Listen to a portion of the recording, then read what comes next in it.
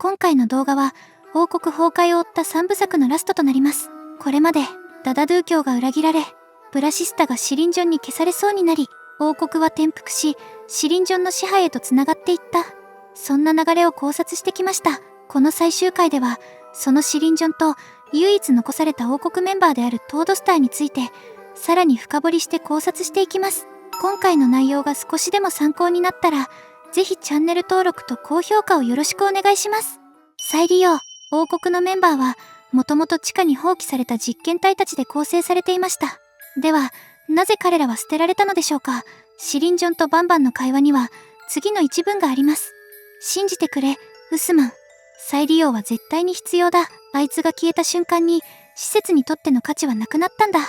ここで言う、あいつとはフランボを指していると考えられます。フランボのレポートにはこう記されています。ケース 6C の捜索に割かれていた資源は、経営陣の要請により永久に打ち切られた。つまり、ジバニウムを投入して作ったのに姿を消してしまったフランボを再度作り直すのは資源の無駄。だからこそ再利用して資源を使い回すべきだ、とシリンジョンはウスマンであるバンバンに必死に訴えていたのです。この会話からもフランボの処分をめぐってシリンジョンは再利用を主張し、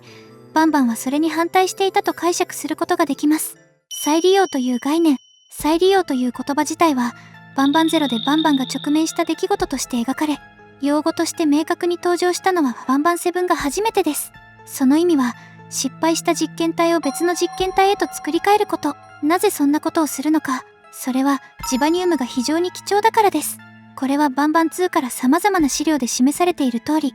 粘土で作られた実験体に命を吹き込むためにはジバニウムが不可欠であり、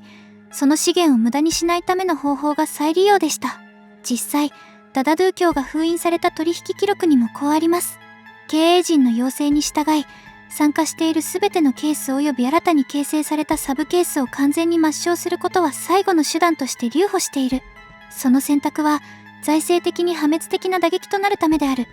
では、なぜ王国メンバーたちは再利用されずに地下に廃棄されたのでしょうか。その理由は、この施設がまだ実験初期の段階にあったからだと考えられます。現にこのエリアは人が足を踏み入れることがなくなった最下層エリアであり、比較的昔の施設です。そのため、当時は失敗作を次々と地下に捨てていました。しかしその結果、ジバニウムが枯渇。そこで初めて再利用という概念が必要となり、研究の柱へと成長していったのかもしれません。独裁者、シリンジョンが後に王国を転覆させる要因となったのが、服従能力です。彼はセプターに、脳の構成を操るといった追加機能の数々を組み込んだ張本人であり、さらに自らの子供であるケース 4B にもすでにこの服従させる技術を使っていました。そして、この技術はバンバンにも当てはまる可能性があります。過去の考察で触れましたが、バンバンはもともと緑色であり、赤い外装は着色用のペンキで塗られたもの。それに加え、シリンジョンに服従していたことを示す手がかりとして、昔のクリニックでバンバンであるウスマンの担当医師がシリンジョンであったこと。構成要素を上書きする行為が、彼らの粘土質の外郭を著しく脆くし、容易に貫通されやすくしてしまうという記録。このことから、バンバンの外郭が剥がれていく描写は、まさにこの服従技術が用いられていたことの暗示と考えられます。さらにシリンジョンのメモには、用意してきた周到な計画を実行に移す時だ、と記されていました。つまり、彼はケース 4B を量産し、地下帝国を築き上げ、自ら独裁者として支配する計画を進めていたのです。ブラシスタの構想とのつながり。この計画は、おそらく初期の王国設立時にブラシスタが描いた構想の一部だったのでしょう。バウンセリアを女王に据え、廃棄された実験体たちが暮らす地下帝国を築くという理想。シリンジョンの、この哀れな魂たちを救いへ導くのは、今や私の役目だ。このセリフからも、その理念が読み取れます。この部分からも、かつては共有していたものを、自分自身の使命のように捉えてます。ここで一旦まとめると、ブラシスタの理想は、捨てられた実験体たちを救い、地下に文明を築くこと。その象徴としてバウンセリアを女王に据え、王国を作り上げた。この思想はバウンセリア自身も共有していた。ダダドゥ教はその忠誠心から女王の意志を継ぎ、今もなお実行しようとしている。しかし、シリンジョンの歪んだ計画により、その理想は独裁的国家へと変質してしまった。そうです。